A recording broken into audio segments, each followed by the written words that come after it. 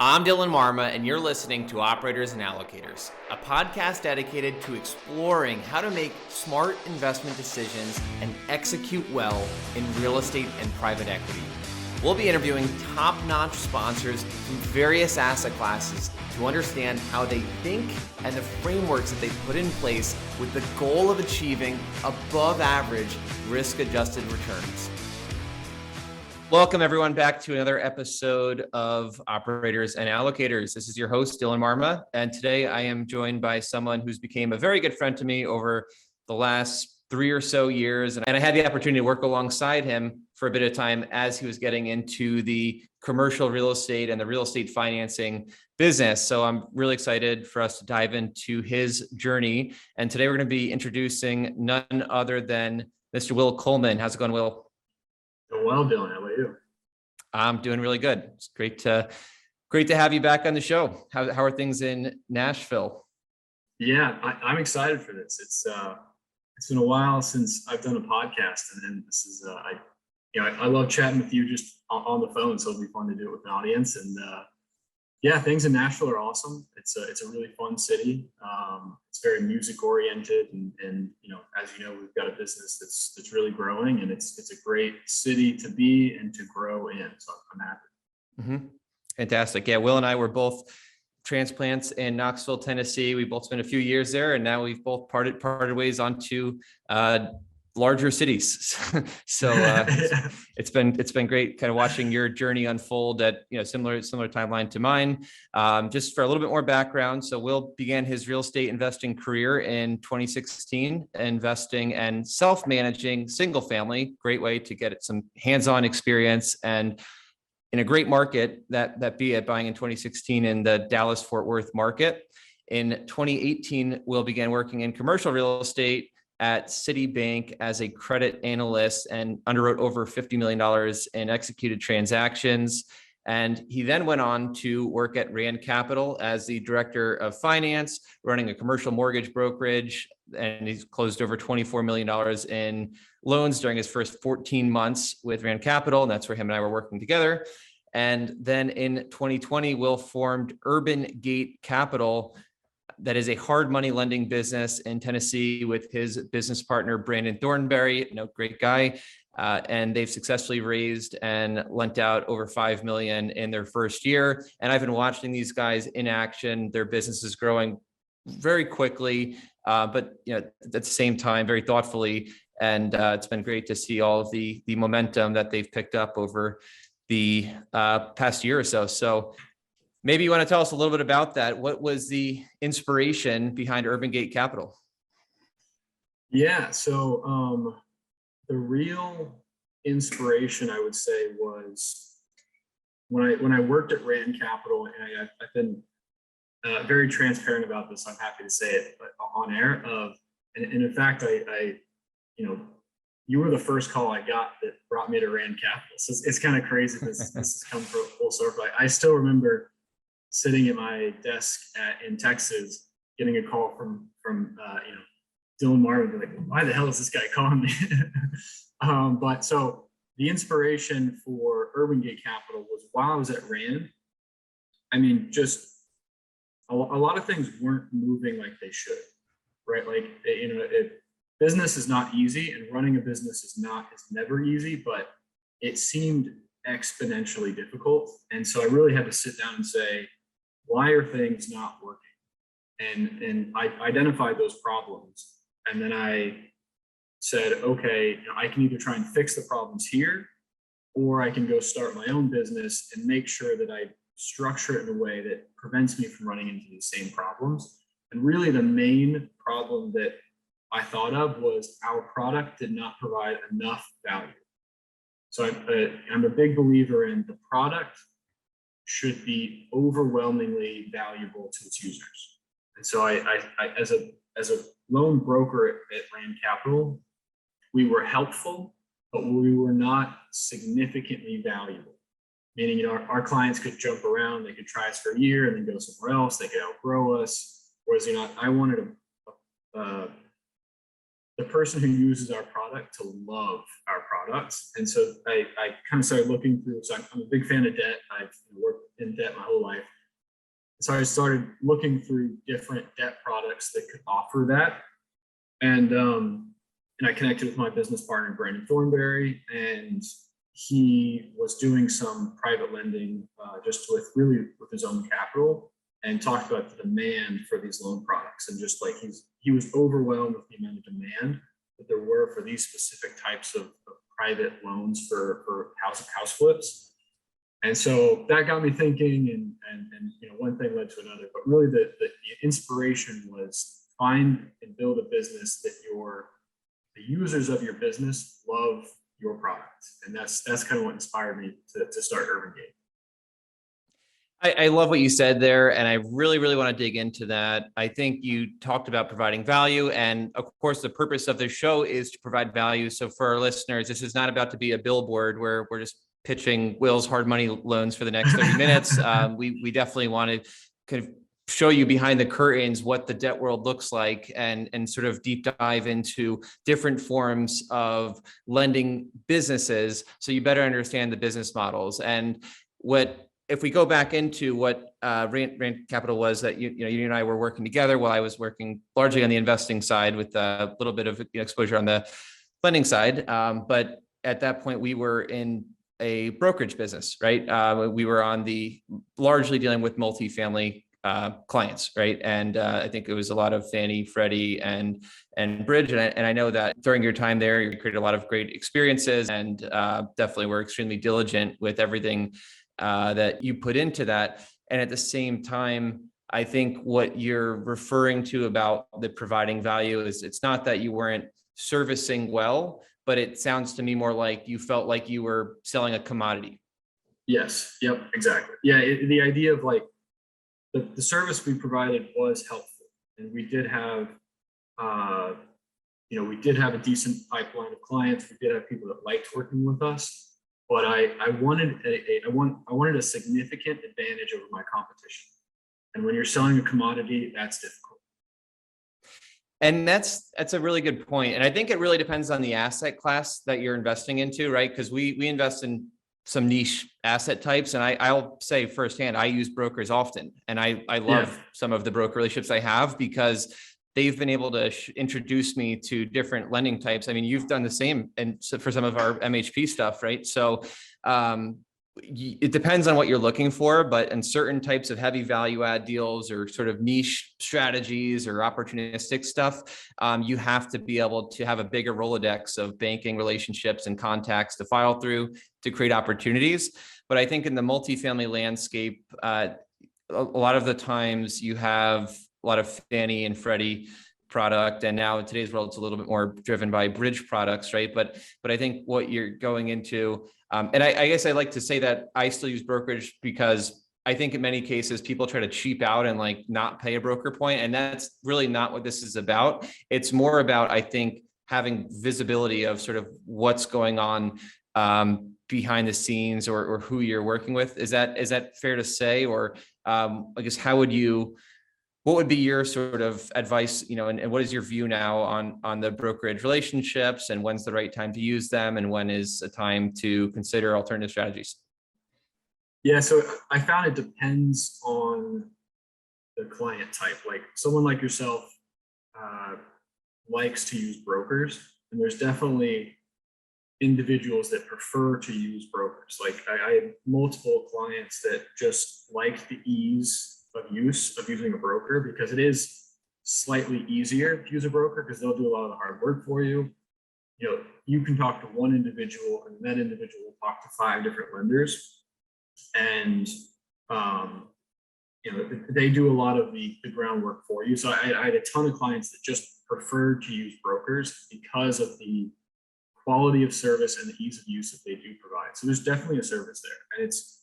And I guess I would phrase it as, a lot of the big guys like to use brokers, because they want to spend the least amount of time on sourcing certain things. And a lot of the little guys who are starting out, they also like to use brokers because they don't have the relationships, and the brokers already have the relationships. Whereas it seems like there's kind of a clientele in the middle of that wants to speak directly to the lender. They want to put in the hard work.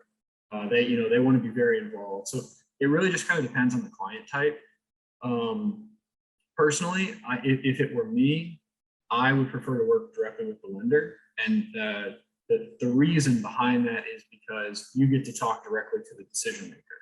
Mm-hmm. Whereas if you're working with a broker, you can kind of, and this is specifically debt brokerage. So like property brokerage is different. So specifically debt brokerage, I would prefer to work directly with the lender because you can talk to the decision maker. Whereas if you're talking to a debt broker, you're talking to someone who then has to go talk to someone. So I found the lines of communication a little bit better when you're talking directly to the lender. But I'm probably in that middle ground where I'm no longer the new guy, but I'm not the big guy. So I kind of fit that clientele. Whereas, maybe 5 years down the road, I'd prefer to work with a broker so I don't have to deal with a lot of the nonsense. So there's really no right answer. It just depends on what works best for you.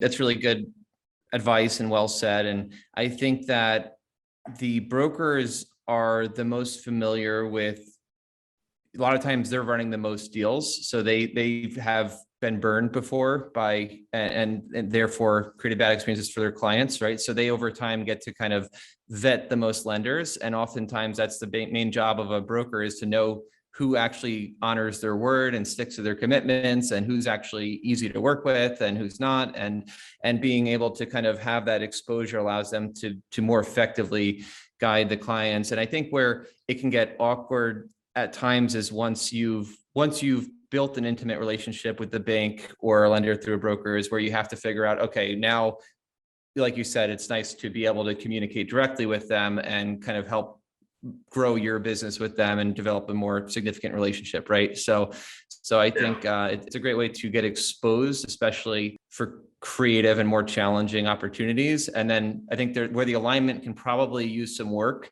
is probably coming up with how to, what does that look like long term, right? Like the introduction is usually where the most value is added. Does that make sense?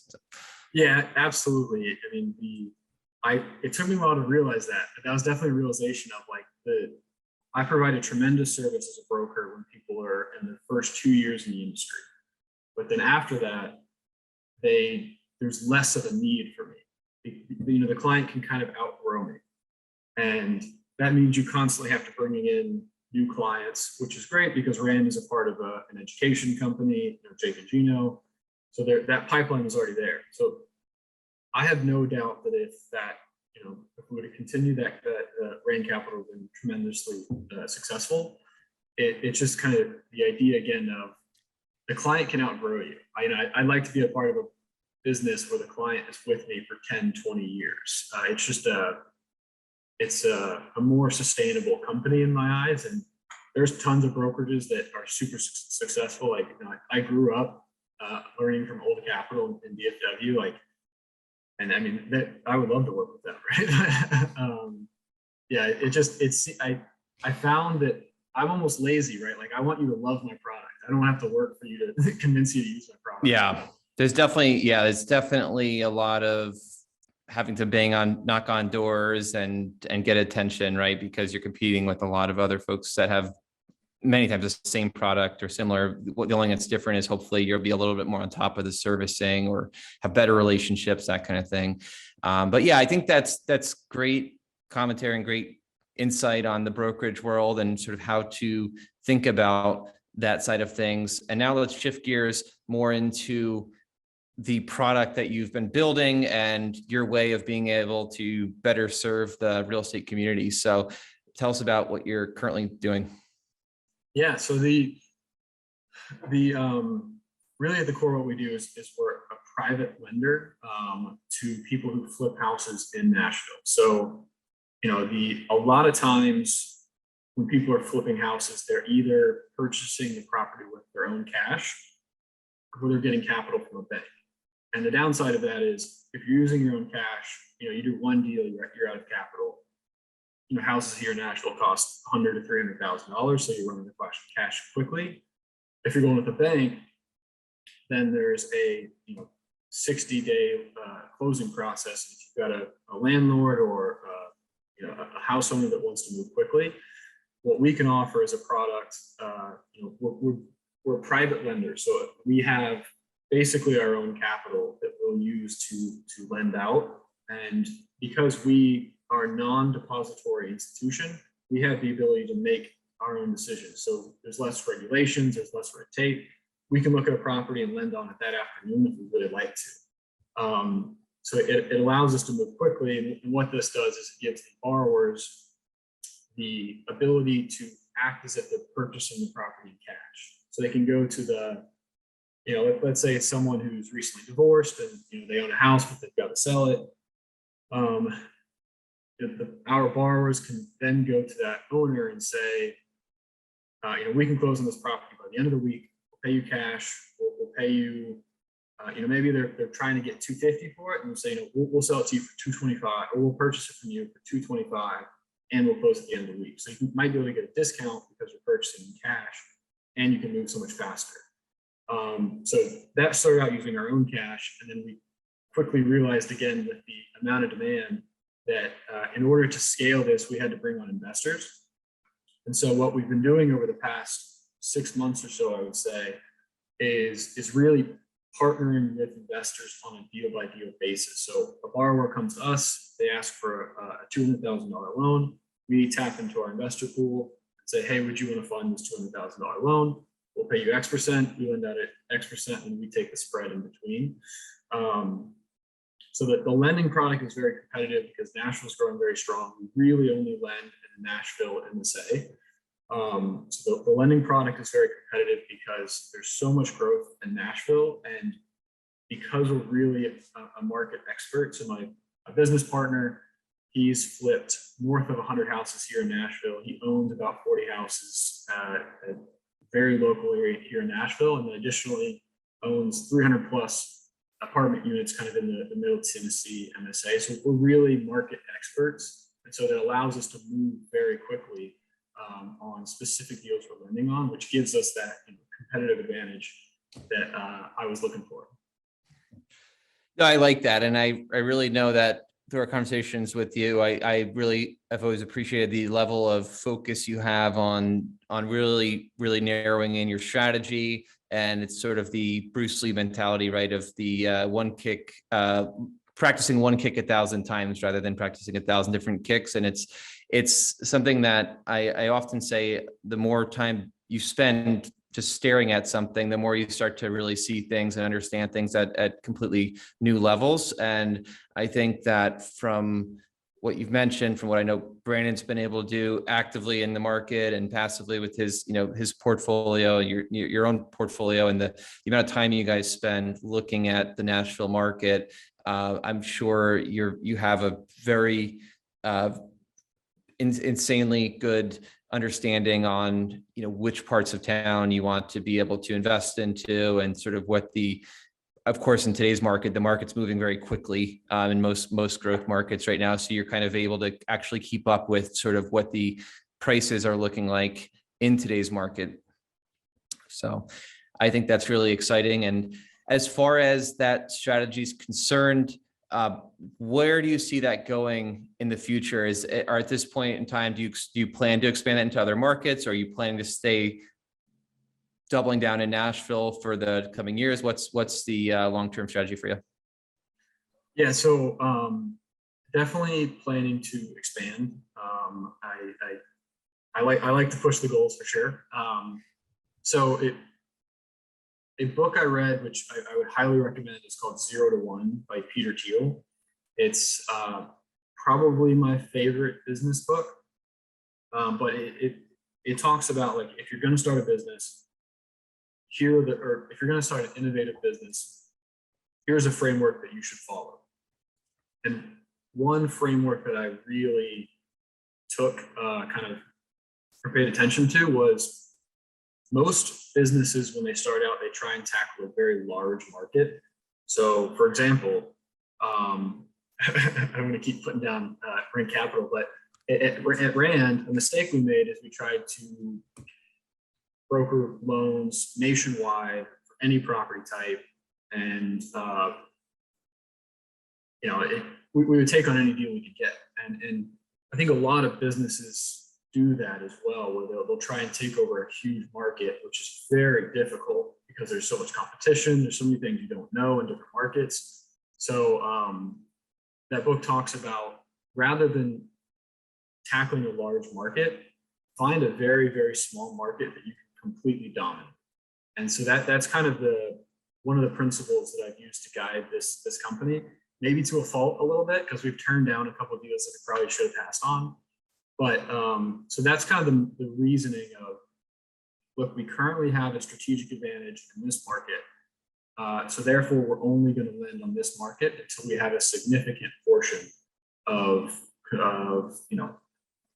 we're a very, very large player in that market, and then grow from there and kind of slowly grow rather than trying to take on a large geographical area. So right now we're really in Middle Tennessee, which is like Nashville, Clarksville, Chattanooga, and the surrounding areas like Columbia, Tennessee. We've done some loans in Knoxville, Tennessee, and like Kingsport, Tennessee. And that's really with borrowers that we know and feel very comfortable with. So I think that's probably the next market we go to, and just kind of follow that path of expand to markets that we know really well with borrowers that we really trust when we go to a new market. So, and with lending, there's a ton of legal stuff. Like we have to get certain licenses per state. So we can't really go outside of Tennessee at this point. Mm-hmm. But yeah, I think, we'll expand one market at a time in markets that we really like with borrowers that we really like. So like Knoxville is probably number 2. Texas is probably the second state we'll go after, starting with Dallas because I'm born and raised there. So I think it's a pretty methodical approach to it. But I mean, absolutely, our goal is a nationwide, private lending platform. So I can see there being numerous advantages to staying focused on one strategy, but I'd be curious to hear which one is weighing into that more in terms of where you feel your strategic advantage is. One being, is it because you know the market well enough so you can make decisions lightning speed and have that therefore reduce the risk for your investors? Or is it more about because you've built deep rooted relationships within that market and therefore the relationships are your bigger advantage? Because I know they're both, you can definitely argue they're both advantages, but which one would you place more weight on? So a more weight between the speed or the relationships.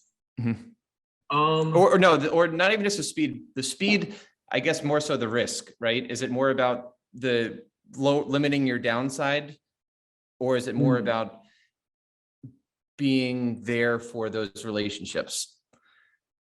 Yeah, this is definitely an avoidant answer, but I think they're the same thing. Like sure. the fact that we have those deep-seated relationships is what allows us to mitigate those risks. Sure. Like for example, the people we're borrowing to, the people we're borrowing. I don't know if that counts, but no, that's well played. I mean, you're right. I definitely agree. Yeah, the people we're borrowing to are people that like we see on a weekly basis that we know really well. That my business partner Brandon has known for 10 years. So like. Mm-hmm. There's a lower percent risk that those people are going to try and fool us. So because we're local and we have these relationships, it helps, it in fact lowers the risk. So I don't, No, that's a good point. Yeah. And I think to be fair, I was probably more so talking about the risk from the property standpoint of the properties that you're backing. But I think you're right that your risk is so much more on the actual borrower than it is on the property, right? Because high integrity borrower is probably going to come out of cash and, they're actually not probably, they're definitely, because they're personally guaranteeing it in this case, right? They're going to do whatever it takes to make sure you get paid back on time. And it's not about the property as much as it is their ability to execute and have that relationship. So maybe we'll switch the question up to say, what's more risky? Is it the property or is it the investor? And we'll settle to say the investor is where more of the risk lies. Yeah, I would say that we definitely, while we are property driven in terms of like, I would say we're an asset-based lender. We're pretty low leverage on a lot of the deals we do. So for example, if we lent on an asset and the borrower just disappeared, we still would have the ability to foreclose on that property and sell it for whatever the market value is. And we're pretty low leverage in comparison to other hard money lenders. So we're still very property-based lenders, asset-based lenders. But because we're so leveraged, I would say we put probably a little bit more focus on the borrower. Like we definitely underwrite the property. We go through foundation inspections. We go through comps. We go through borrower, or I guess that ties to borrower, but we do a very deep dive on the underwriting of the property. But I would probably say we put a little bit more emphasis on the borrower, their experience, their capabilities, their track record with us. And so that's a difficult question to answer because those are very important. We Sure. really have we have a three. I think most people would agree with that, though. I think, choosing the sort of the jockey over the horse, it seems like in any form of investing, debt or equity, that definitely seems to be what I think carries the most weight, but you definitely don't want to overlook the deal at the same time. Right. So. Yeah. And our framework for underwriting is borrower, deal, and exit. So that's kind of the three. Borrower, deal, and what's the third one? Exit plan. How are they paying us off? Okay. Is it a sale? Is it a refi? Etc. Love it. Very cool.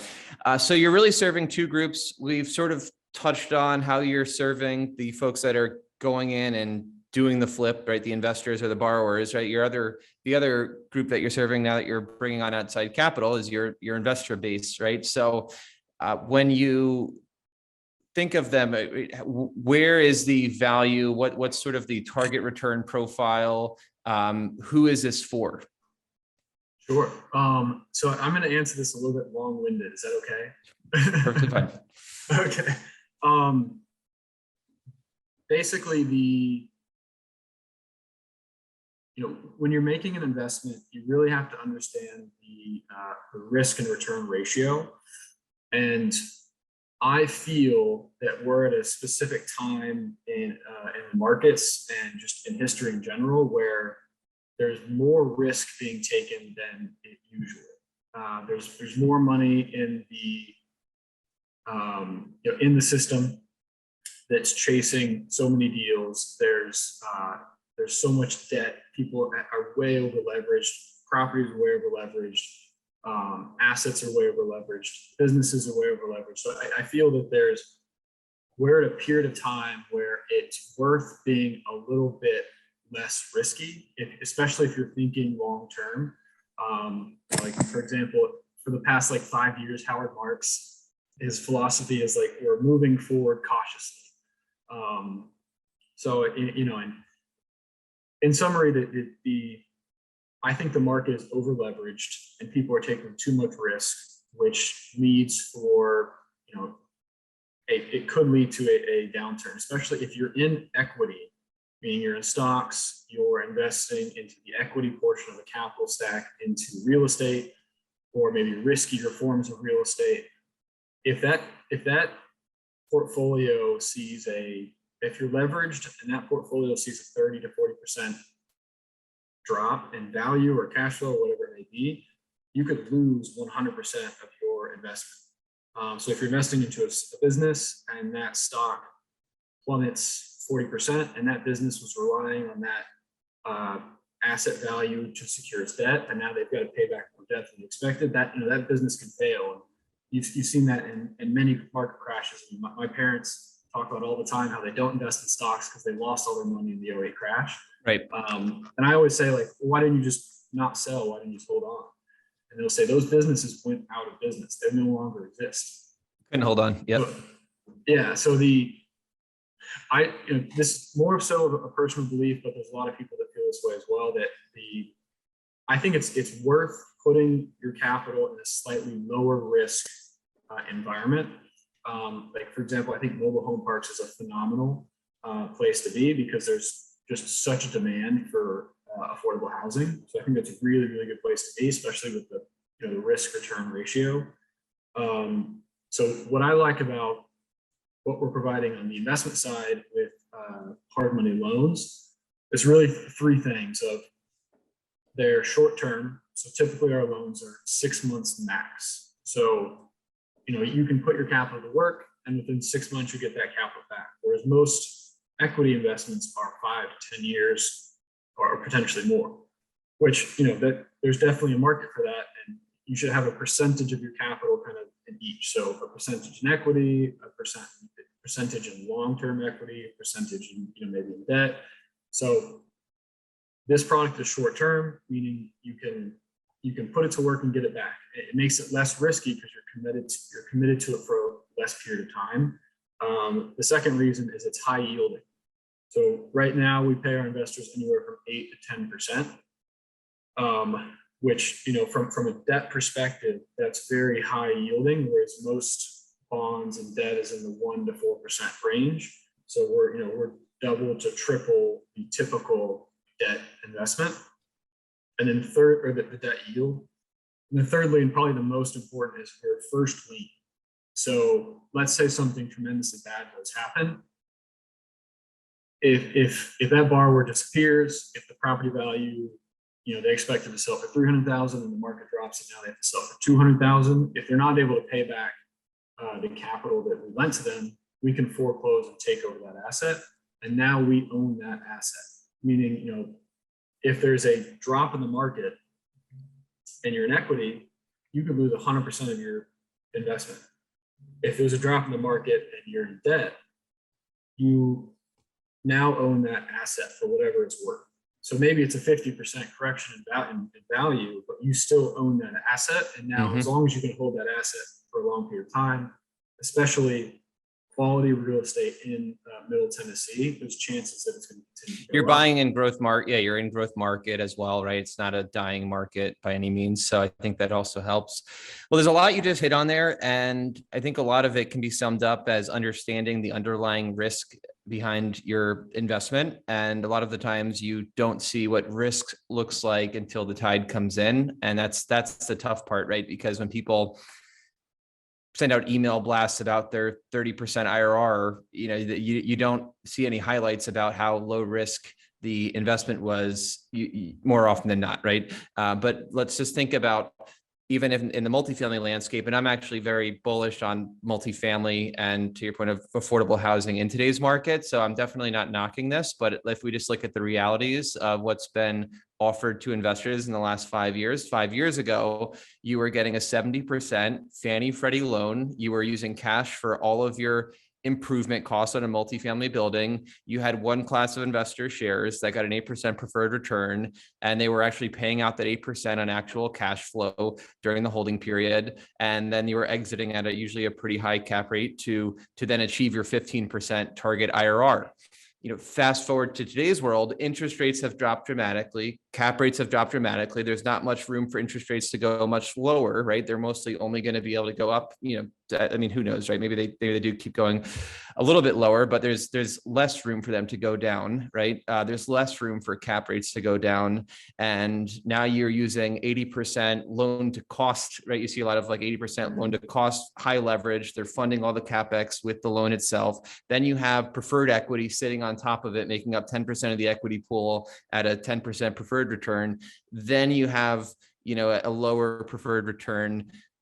Yet you're still targeting a 15% IRR for the LP investors, right? So you're really targeting the same target return. And I'm not saying that it's not feasible, because it absolutely is, and you can absolutely outperform that still in today's market. But if you look at just, I think what's happened is that people are okay with it now because they have so much increased belief on and optimism on where this asset class is, and there's a lot more volatility in a lot of the other areas of real estate right now. So the money's looking for a secure place for yield, and they're okay putting some extra leverage on to be able to obtain that yield.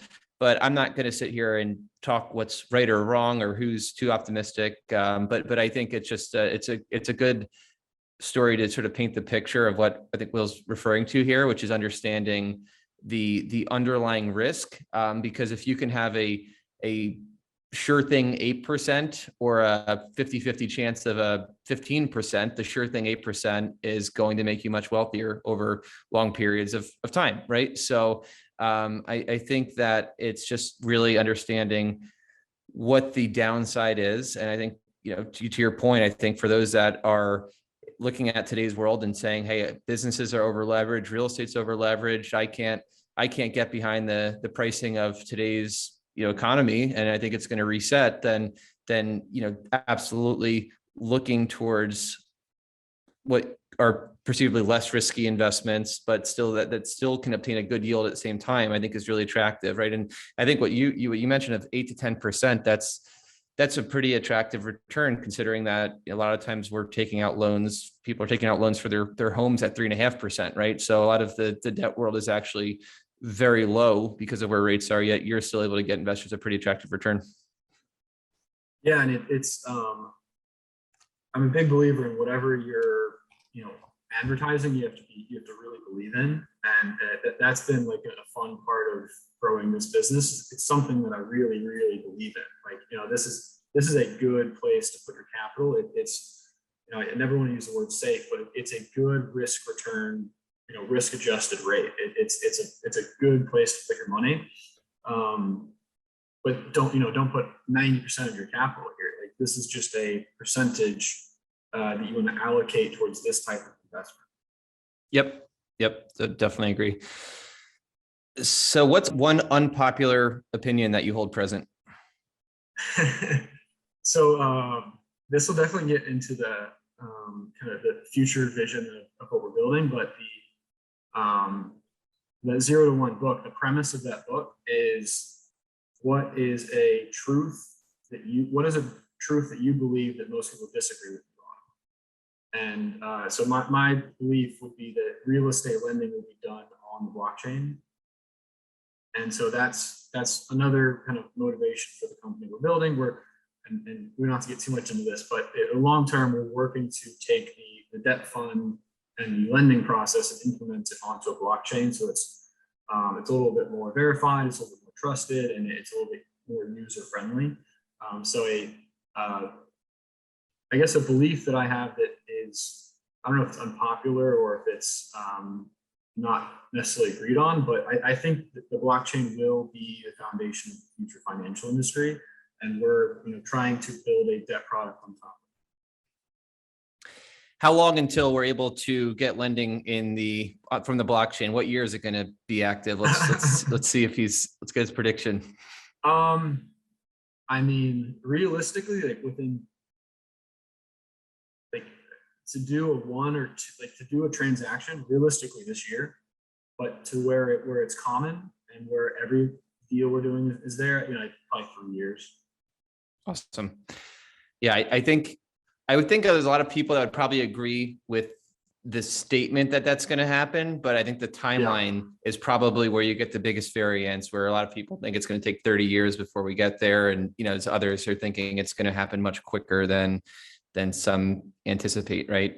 So I think that's really interesting, and I'm excited to see how that all plays out. And it's all about removing friction, right? It's the same thing that you mentioned, and it's same way you guys create the value in what you're doing currently.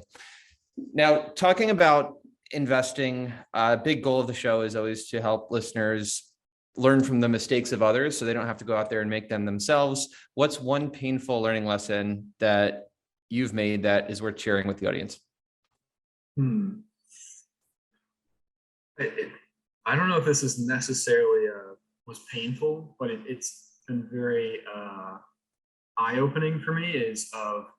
I was always very ambitious and driven, and that type of entrepreneur, go get it as a young kid, and as a young adult. But I had no one around me that was like that. And I think a really eye-opening lesson I learned was I paid the price of hanging out with a bunch of athletes and a bunch of cool kids and people that mostly athletes, right? I played sports in college, and I hung around a bunch of athletes. So no one was learning to be an engineer. No one was learning how to start a business. No one was successfully doing these things. So I think I paid the price of not hanging around people that inspired me in terms of, growing. And I'm very conscious of that now, of being around people that have better goals than I do. Like I want to hang out with people where I'm like, wow, that's impressive that that's what they're trying to do, and that's what they've done so far. So I know it may not be the answer you're looking for, and I can give you one quickly of it's a little bit more relevant, but that's been a recent lesson that's been very helpful of hanging around with people that inspire you. And then the quick real estate lesson was I purchased a house that I was over optimistic on the numbers, and I thought it would do. I leaned every single underwriting item. I leaned optimistic rather than conservative, and that deal ultimately ended up working out. But it only worked out because interest rates have dropped 3% since I bought it. So if interest rates would have stayed the same and gone up, that house would have gone into water. So I was a little bit too optimistic in my underwriting. Yeah, that's both really powerful lessons when you think about, I like to call it I forget where I heard it, the law of association, right? Just that you end up being an average of the people that you spend time with. And I think we've all heard it enough times where it sounds like a platitude at this point, but there's a ton of truth to that. And I feel like I've experienced the same, probably similar feelings at points in my life where I look back, I know I look back at so many years when I was growing up, right? Just that I feel like it was like almost could be looked at like, oh man, I was hanging out with the wrong crowd, or is like time wasted. And, you think about where you would be if you had not, if you had been spending time around high achievers and really going for it during that time period. But then at the same time, I think that there's also beauty in just having like grace around the fact that, that's what you did during that time. You enjoyed it. And at the same time, you can kind of being the underdog and like having the chance to be like, okay, well, now that I'm, hyper conscious of this and like wanting to surround myself with, winners and that are following a similar path. I think that you're able to, I think that almost puts you at a whole nother level, right? Because you kind of like having that feeling like you're starting from behind, I think sometimes can play to your advantage over the long run. So. Yeah, and am I right on that? Is that similar? Yeah. Is that similar what you're talking about? Yeah, absolutely. That's definitely a good perspective of those moments hanging out with athletes, and they're definitely high achievers, but they're high achievers in athletics. Right? Yeah, totally. I was gonna say there's worse people. There's a lot worse people. That,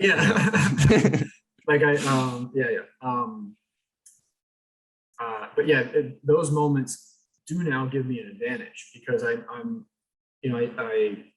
there's lessons I learned from sports in terms of leadership, in terms of camaraderie, and what it makes to be a good unit, a good group that have absolutely benefited me in my career now. So there's learning lessons in everything.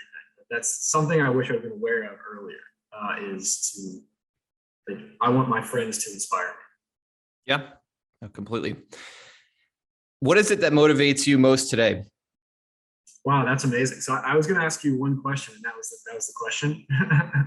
So after I answer, I'm going to throw it back at you. Oh man, I can't even answer this one. I'll take a shot. Go ahead. All right. So what motivates me most today? I would say really like improving whatever I'm a part of. So like, for example, the real whole goal of the business is building a business that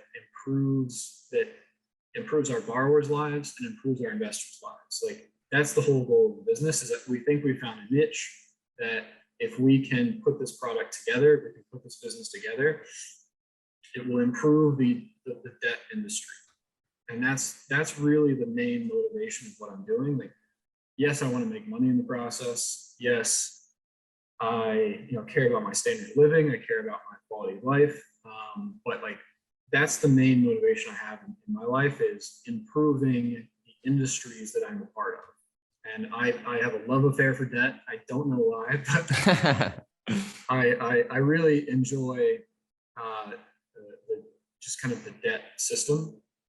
And so the fact that I have the opportunity to build a debt product that I believe improves the debt system is very motivating for me. So that's how I answer that.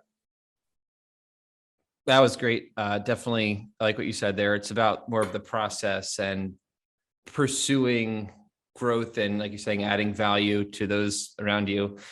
And I think mine is very similar because I can look myself in the mirror and say very certainly that if you gave me $100 million tomorrow and put it in my bank account, I'm doubling down. Like, I'm not slowing down for a second. I would just be excited. It'd be awesome, but like, it's not going to stop me at all, because that, I think, and that's why I've made a lot of my decisions over the last couple of years about thinking about that, right? Like, am I pursuing my personal wealth gain, or am I pursuing something that kind of makes me feel like I'm more on a mission? And it's always something that's more mission driven that I think has allowed me to put in the time that I do into everything that I do. And I think that if I were to sum it up, I would say it comes down to, I need a certain level of intellectual stimulation, right? Like, I love learning and I love like growing and being in things that are challenging and that require creativity and resourcefulness to accomplish. So definitely being in a vehicle like that. And that's, what I feel like our business is largely about. And then I think that being able to, I've always been inspired by, building a team and like, winning culture and putting together, the right sort of tribe of people, and like being able to make an impact on those around us. And, the same thing goes, I think, flows into like our investor base, right? Our vendors, like anyone that's sort of, that we come in contact with throughout time. So I'd say, like, if I try to sum it up, that's probably the best I could put it. Yeah, I remember a quote that you gave to me, which I think you got from Grant Cardone, Mhm. which was, what gives you energy?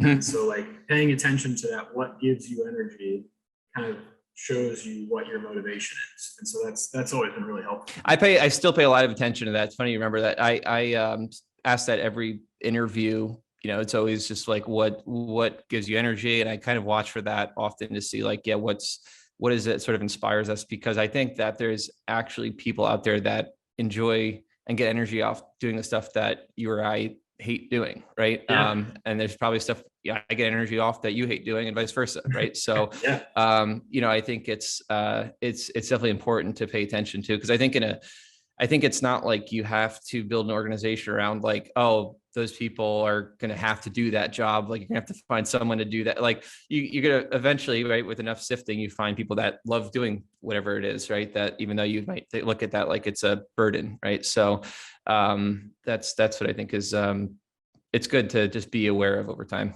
And it might be overly optimistic. There might be some things we all hate. So who knows? Yeah, for sure. And like, I probably take it a little bit too far. Even if I know it's a good thing to do, I'm like, it doesn't really inspire me. I'm not going to do it. Yeah. There's a balance to it, right? Yeah. Brushing your teeth. Some stuff you got to make part of the routine. So as far as best practices go, let's think about, I like to usually ask about, best practices for active or passive investors. But in this case, I think talking specifically about the investors that are investing into hard money, what, say they don't invest with Will, what should they be looking for from whoever it is that they're investing their money into, whether it's a direct borrower, whether it's someone else that's an intermediary vetting the borrowers? Yeah, I think the thing that I try and focus on a lot, it's two things, but it's also kind of the same thing. I'd phrase it as communication. So like the second thing is transparency, but if you communicate well, you're also being transparent. So I guess I'd dial in on communication. Like, are they providing you with all the information about the deal? Are they responding to you when you have a difficult question? Like, or how do they respond to difficult questions? So like, communication would be what I would say. Like, are they willing to talk to you on the phone for a long period of time? Or, can they answer all your questions? What's the response time? Do you feel like they're giving you all of the information? And ask difficult questions, like what happened in the worst case scenario? I mean, I love when my investors have difficult questions because that almost forces me to be better. Like you can probably relate to this as well. Oh, big time. Yeah, when an investor hits you with a question you don't know the answer to, I love that. Like, because I'm like, oh, that's great, because now I'll know the answer. Like, I won't get caught again. Like that. I love when investors are. I wouldn't say like more diligent than me sounds bad, but I love when investors are extremely diligent and they catch things. I'm like, wow, I need to know the answer to that. So, and I'll 100% tell them I'm not sure, but I'll So I'd say communication is probably the most important for me.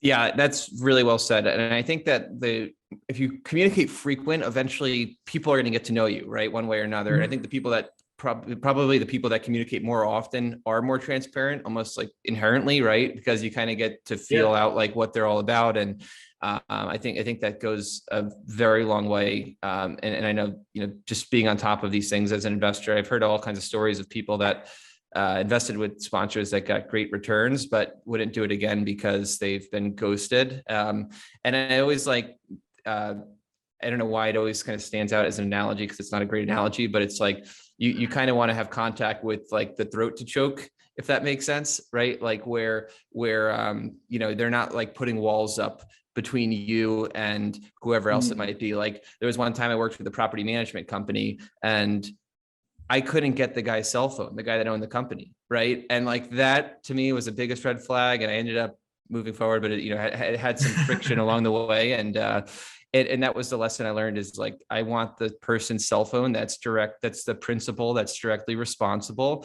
Not that I'm going to bug them all the time, because I know they have, they're extremely busy and I'll probably never even call them, but I want to know that they're like at least like available, versus like when people start putting walls up and like, intermediaries in place. I think that to me becomes a red flag, and it probably can be said about any kind of investment you make.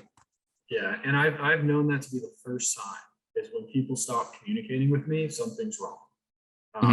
And so I'm very attuned to that. When the communication is not to my liking, I'm very hesitant. Yep. No, that's great advice. And where can listeners connect with you or find you online? Yeah, so our website is urbangatecapital.com, urbangatecapital.com. All my contact information, everything is on there, and check us out. Awesome. Well, thanks a lot, Will. It was great to have you on the show here. Looking forward to you visiting Tampa, because it has to happen first, because it's too cold in Nashville for me to go up there. But it was great having you on and connecting as always. And I definitely encourage anyone to plug in with Will if you have interest in this sort of investing, or just connecting with him in general. I know he puts a lot of interesting content out there. So appreciate jumping on the show, and look forward to the next time. Yeah, thanks for having me, Dylan. Thanks for tuning in and joining us on another episode of Operators and Allocators, hosted by the Reconnecting Group, a vertically integrated private equity real estate company. You can find recordings of all shows along with other resources on our company website, thereconnectinggroup.com, also listed in the show notes. A brief disclaimer to our listeners. Information presented herein is for discussion and illustrative purposes only, and is not a recommendation or an offer or solicitation to buy or sell any securities. All investments are subject to risk, and past performance is no guarantee of future results. The views and opinions expressed by the Reconnecting Group speaker are their own as of the date of the recording. Any such views are subject to change at any time based upon market or other conditions. We hope to see you next week.